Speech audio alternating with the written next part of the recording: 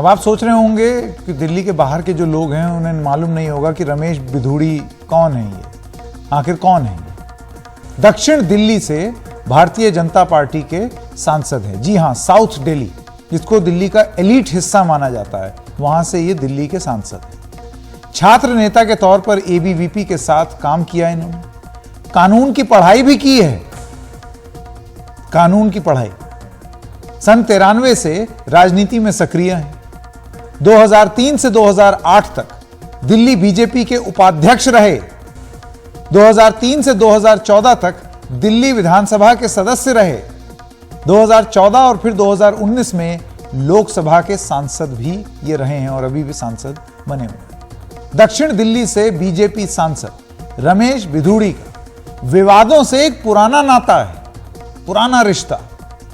अमर उजाला की आज की ही एक रिपोर्ट के मुताबिक कुछ समय पहले एक दंपति बच्चे के दाखिले के लिए रमेश बिधूड़ी के पास वो पहुंचे थे। रमेश बिधूड़ी ने कथित तौर पर यह कहा था कि बच्चे पैदा क्यों किए। ये हम नहीं कह रहे हैं, ये अमर उजाला की आज की एक कॉपी है जो कि हम आपके सामने प्रस्तुत कर रहे हैं। मुस्लिम समुदाय पर भी एक विवादित बयान दिया।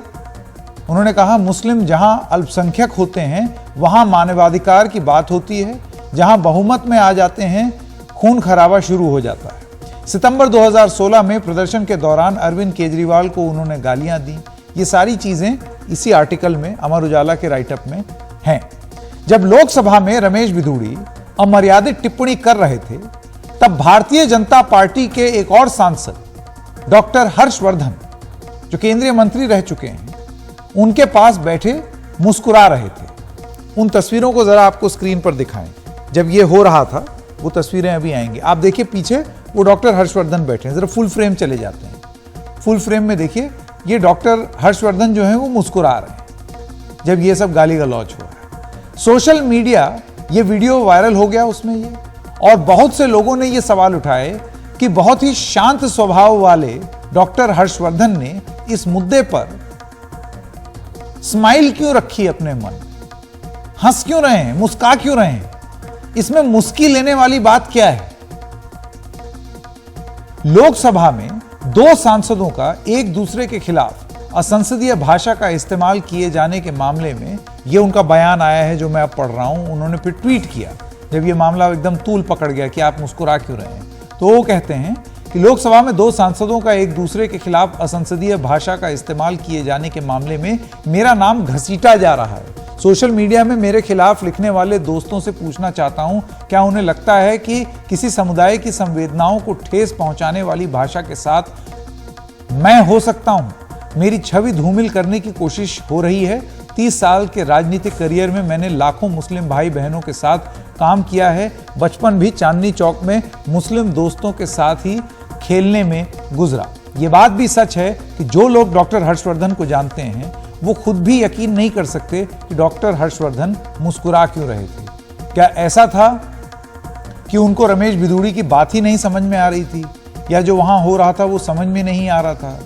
लेकिन ये भी मानना थोड़ा सा कठिन है।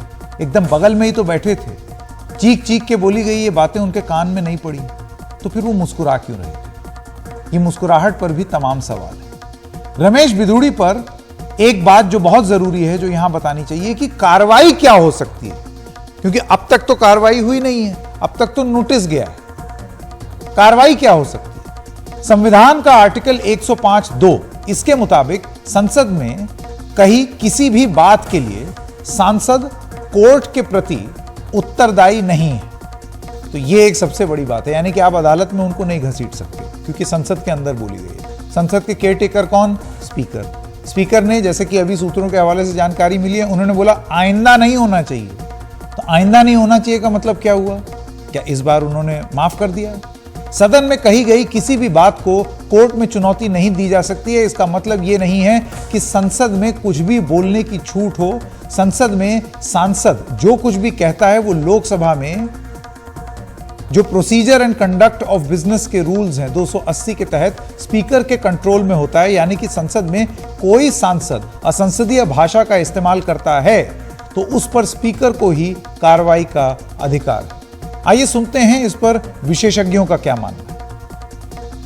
अगर शब्द जो हैं अशोभनीय हैं और अनपार्लियामेंट्री हैं तो एक तो एक्सपंज कर देते हैं स्पीकर साहब, उन शब्दों को एक्सपंज कर देते हैं।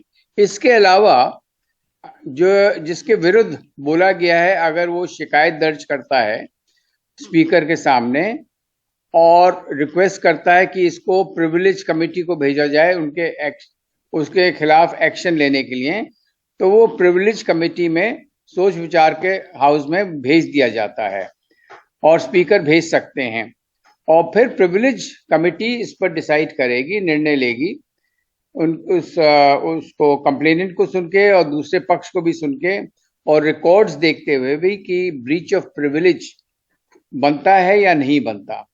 अगर ब्रीच ऑफ प्रिविलेज बनता है तो संस्तुति करेगी प्रिविलेज कमेटी कि या तो सस्पेंड किया जाए या उनको कितने दिन का ये अलग रहें, हाउस से प्रोसीडिंग्स अलग रहें। कुछ भी रिकमेंडेशन करती तो ये रिकमेंडेशन प्रिविलेज कमेटी की रिपोर्ट के साथ पुनः हाउस में प्रस्तुत किए जाते हैं और अगर हाउस उसको स्वीकार कर लेता है उस रिपोर्ट को तो उसके अनुसार कार्रवाई की जाती है मेंबर के अगेंस्ट। ये है प्रोसीजर। मेरे समय ऐसा कभी अशोभनीय कोई शब्द सुनने को नहीं मिला था और ये एक लिस्ट रहती है अनपार्लियामेंट्री वर्ड्स की। अगर अनपार्लियामेंट्री वर्ड्स का कोई इस्तेमाल होता तो अभी तक तो यही हुआ है कि एक्सपंज कर दिए जाते हैं। तो ये जो आपने आज बताई बातें कि ऐसा ऐसा कहा गया, तो ब्रीच ऑफ प्रिविलेज के आधार पर वो प्रिविलेज कमेटी को जाएगा और उसके खिलाफ एक्शन हो सकता है। पर मेरे समय ऐसा अशोभनीय शब्द या ऐसा अनुरोध कि इसको ब्रीच ऑफ प्रिविलेज मानते हुए प्रिविलेज कमेटी को भेजा जाए नहीं हुआ था।